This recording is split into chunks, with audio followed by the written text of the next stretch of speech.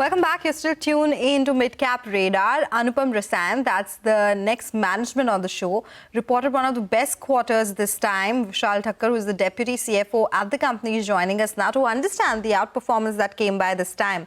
Vishal, good afternoon. Thank you for joining in. Well, it's a massive surge that we are seeing. What is the reason for this? Is it because some of the agreements got executed this time? Is it contribution coming in from any particular segment? Is it just a one-off and not something that you will be repeating in the rest of the fiscal? Explain that to us. First, thank you very much for getting us on your channel. Yes, this quarter has been a very strong quarter, and this half also has been very strong half. We have been historically saying this for last few quarters now that we should be seeing a strong uptick as we go forward. And I think the momentum has continued. Across pharma, agrochem, polymer, all three has been doing well for us. If you look at our growth, as you said, the growth has been over 100% on a quarter-on-quarter basis, YOY basis on the quarter. Even from a cash flow point of view and from a balance sheet point of view also, we have been strengthening our balance sheet strongly now. Our working capital has improved significantly. Our operating cash flow has been over 450 crores for the half.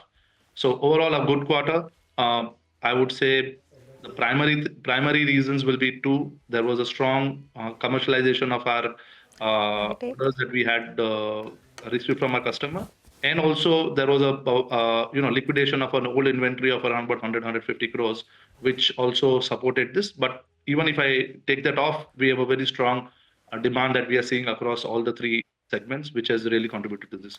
So Vishal, in that case, what is FY26 guidance, or what would the revenue growth look like in FY26? In the first half, you have done revenues around 12-17 crore rupees. Of course, it's higher than FY25 already. But will you be able to see double that number in FY26? I would not really go and double it straight up, but we'll be fairly in a similar range. So we should be continuing the growth amount. I said that we should be over 50% growth for the year. And what about margins? What band are you looking at? So the margins, if you look at it, we will be historically, I've been guiding at about 24 to 26% margins. I think steady state margins, you should take it at that level. I would go with that number.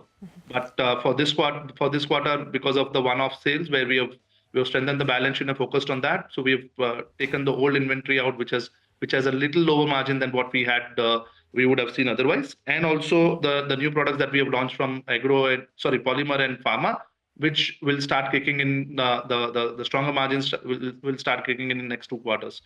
So overall, steady state basis, we should be back to the 24 to 26% EBITDA margin that we have been guiding historically. Right. Mr. Thakkar, we also want to understand, TANFAC, your subsidiary has done quite well this time around. We want to understand what is the outlook on the performance over there. And another question that analysts want to know is, are you planning to add any capacity as far as R32 is concerned at TANFAC? So I would let the TANFAC management speak about the R32, but if I ask you, if I suggest about their performance is in line with what we are expecting going forward. So they have a strong numbers. They will continue to deliver a strong growth because the markets are pretty steady in terms of demand, or more buoyant, I would say, and they've been doing well. I think they should continue this journey. Vishal, the other aspect of the business is fluorination. How much is that as a percentage of revenues currently? And margins tend to be higher in this business, right? So when does that start contributing? And if they do, will you be surpassing your guidance in terms of margins, or will it be there, the one that you mentioned? So see, fluorination is practically reaching around about 18 to 20% of our number in terms of our revenue. And it should continue to grow, and we expect that full year should be over 25%. So that's where we are talking about the fluorination part of the business. Second, yes, their margins are stronger. As I was saying that when we launch new products, it takes a little bit of a time before it its full potential of its margin. So if you look at the next year, yes, we should be looking at a stronger margins compared to this year's. And in the segments generally, pharma revenues, they've been growing quarter on quarter. We saw around 75 crore rupees in the quarter gone by. What was it this quarter itself? And are these revenues part of LOI or they are non-LOI based? Also, the products which company are supplying, are they going into patented products or non-patented products?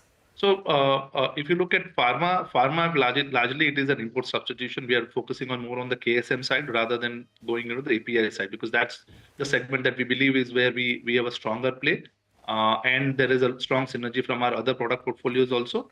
So that value chain really plays up for us here. So pharma is more we are supplying to domestic players currently, and later on we'll think about the international markets as we go. And they are around about 25% of our 23% of our revenue this quarter. Take that point, Vishal. Thank you so much for joining us today and giving us all those insights, and wishing you and everyone at Anupam Rasayan a very happy Diwali. That's the word coming in from Anupam Rasayan. That's the word coming in from Anupam Rasayan. But with that, we'll wrap on this show with a quick note for our viewers. As you can see on the screen, there is a Money Control stock score just above the line graph. This is a score assigned to each stock based on Money Control's multi-factor algorithm. It is calculated by analyzing over 40 parameters, including both current and historical financial statements, price charts, and technical indicators for each stock.